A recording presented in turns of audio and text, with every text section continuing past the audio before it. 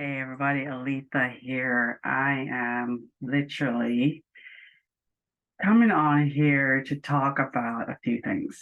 There's a few things that went on this weekend that I absolutely, I'm so grateful to have been able to have the opportunity to experience, witness, and participate in. And so today's topic is about what when we are exposed to be in relation to others, what we are open to receive when our heart is open. And so, first of all, I want to give thanks to a couple of businesses and people out there to that allowed me and welcomed me into their space so that I could even grow into a better person by witnessing, participating, and being present with the events that happen. So, first of all, I want to thank Amanda Graham from Unbridled Forward with her business, who invited me into an organization that is trying to network equine or therapy related businesses together. And for those of you who do not know, I decided 3 years ago to become an equine specialist because the horses themselves saved my life as I was going through a very traumatic period of my life. And when I felt that I was not heard, felt, or understood, the horses themselves met me where I was and let me know that I was not to give up, to have hope, and to know that there was somebody, some living being that was there to hold space for me and to actually be present with me. And so I became an equine specialist through EGALA certification, but I'm also now going through the process of reviewing and learning more from Arena for Change, Arch. And so I want to give thanks to Amanda for the exposure to this group and allowing me to be able to know about the event that happened this weekend. But before Amanda was Lynn Thomas, and Lynn Thomas has been a good friend of mine for about 4 years now. We've been corresponding by email. We've never met physically, but one day we will.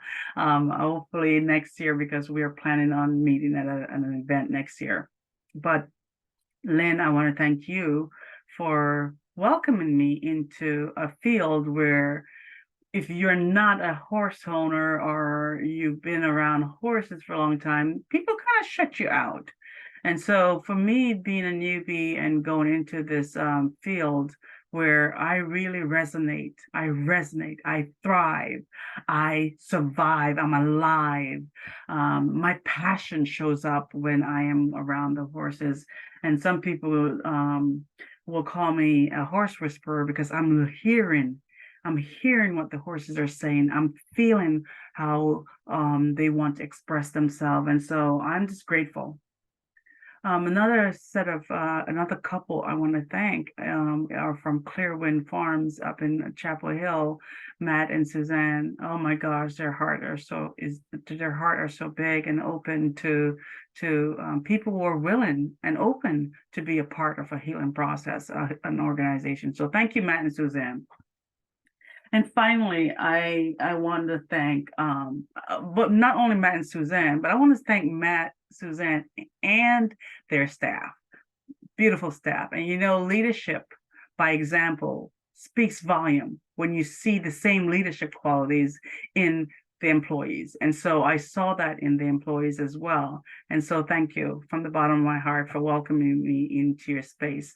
And finally, but not least, I want to thank Nashan Cook. He came and he was the primary speaker for and leader for a 2-day clinic that happened this weekend.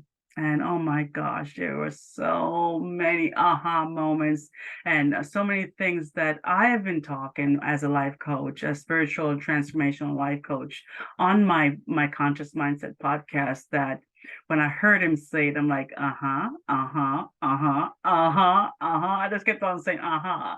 And I think I just wanted to thank him for all the lessons that showed up and all the presentation, and it wouldn't show up unless he was authentic. And so he showed up his authentic self, and he didn't allow the audience to to create a version of himself that was not him. And that's what I want to talk about. I want to talk about how do you show up? And I made a quote yesterday about when you walk into a room, is your light shining, or are you allowing others to dim your light so that their light or their version of you show up? And so I want to talk about that. And I want to talk about just being authentic. And when you're authentic, there's so much else that shows up. And to be authentic really doesn't mean that it's okay to be rude. So I want to talk about, um, I can dive into the energy centers, but I want to talk about one energy center, the heart. And I want to talk about when you show up authentic, your heart has to be open. And it is one of your brains. You have your main brain, you have your heart brain, but you also have your gut brain. And so with the heart, though, there are three things that must come into alignment in order for the heart itself to be open and to allow you to express yourself authentically.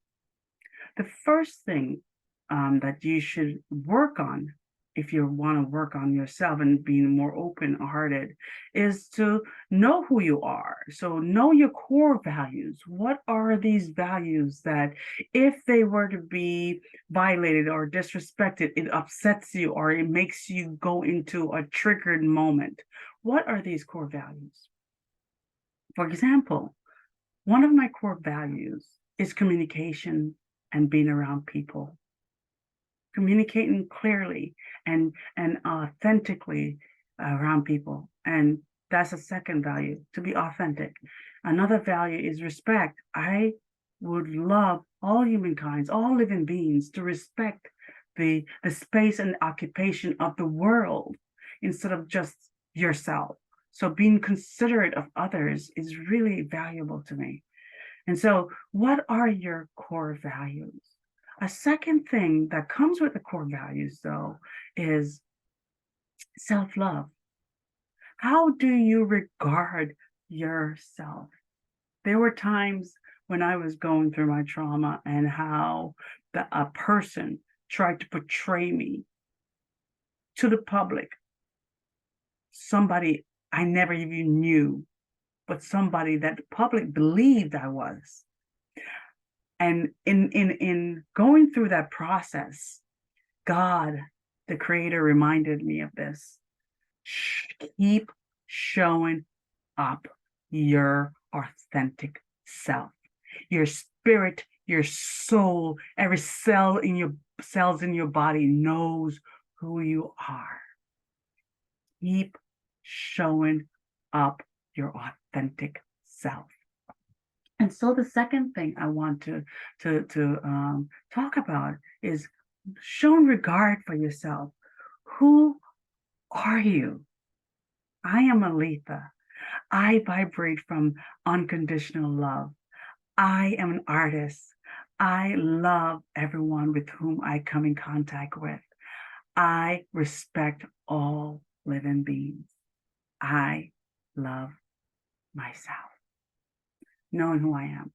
And the third and final thing that I want to recommend, and there's so many more, guys. There's so much more, so many more. But if you want to work with me as a life coach, I can help co-create with you these discoveries of how to open your heart and who you are.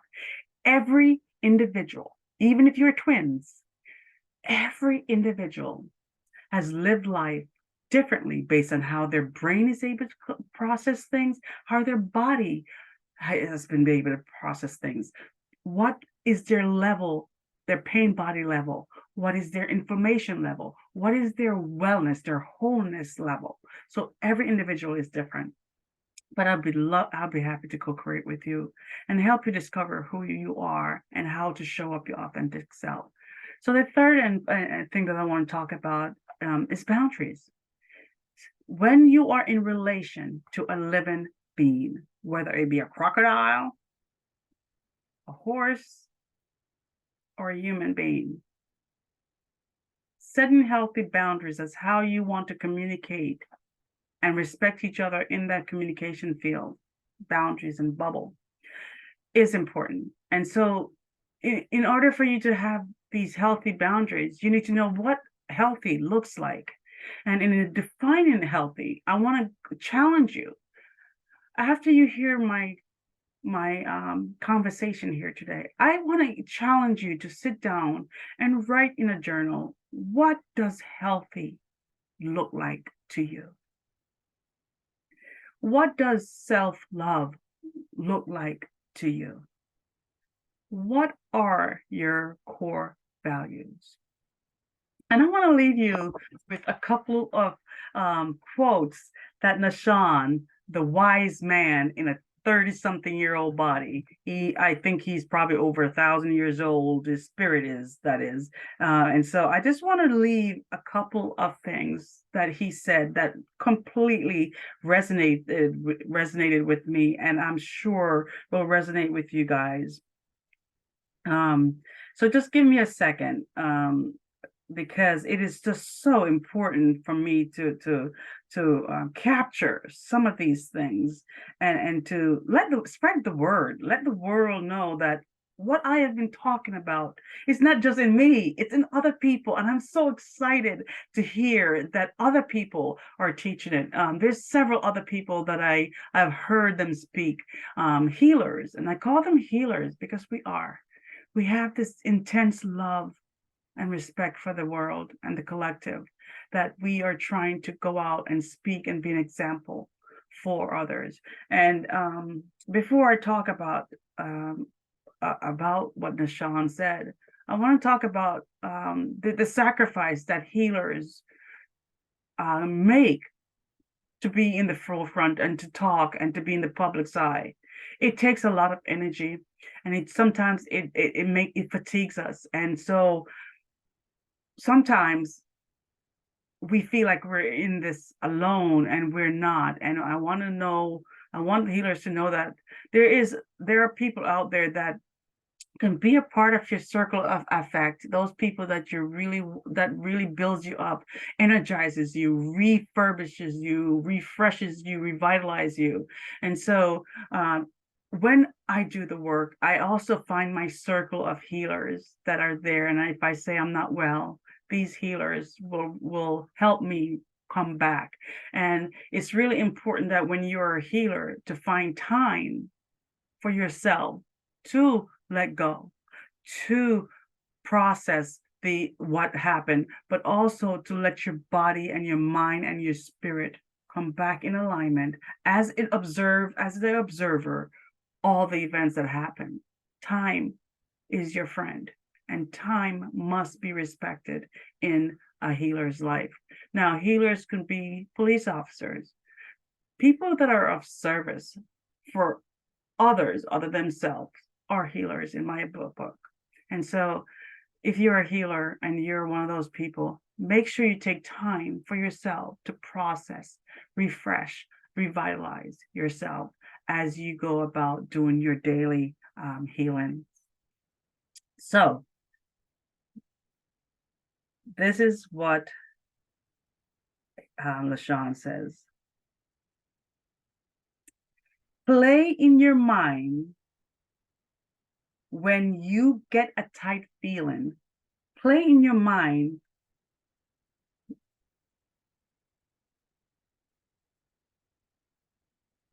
a scenario. Who is showing up around that tightness?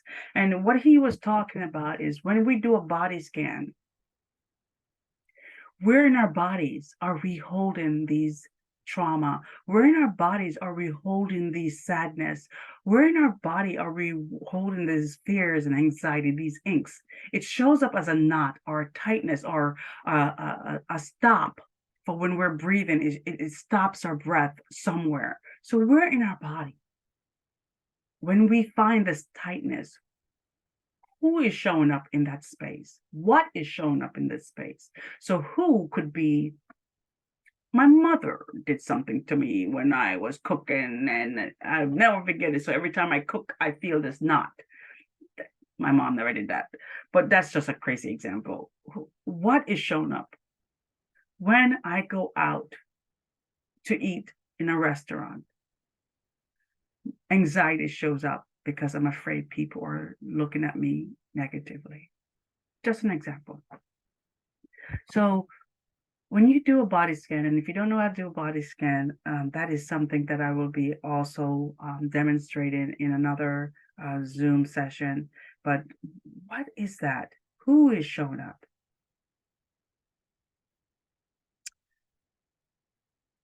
What does that emotion mean? So when you find out what it is, what does it mean? Sometimes more is not more and is for now and not later. So sometimes that feeling is now, not for later. So instead of trying to sit there as you're going through this activation, staying present allows you to let it go, but also to just let it sit and process itself. So telling yourself stop, telling your mind stop, trying to resolve it now. Sometimes now is for now and not later. So what he's saying is tell your brain stop. I'm okay. I'm safe. Don't go back later and go back through it and examine. Oh, well, when I was there at the restaurant, I really was looking left and right and my breath was filled up. No need to examine. So bringing yourself into the present moment is so important. He said some really good things, but that was one of them. That those two things just really resonate. And I'm going to end with one more quote that he said: "Trust yourself inside of what you are doing. Trust yourself inside of what you are doing." Oh my God, that just brings bubbles in my body. When you know who you are and how you want to show up and how you want to shine your light, trust in you, regarding you, not only with love, but trust is really important. And so this is Aletha from Inner Star Compass Healing saying, hey, we got this, and we can bring love and healing to the world by being more open to our hearts. And to open our hearts, we got to know who we are first. And so if anyone out there is looking for a transformation and spiritual life coach, may I ask you to consider me, but also consider this. Before you think about coming to me, are you ready to take that next step, that leap towards transformation? Because if you're ready, I'm ready to hold space with you. This is Aletha Williams from Inner Star Compass Healing saying happy holidays and thank you for listening to me.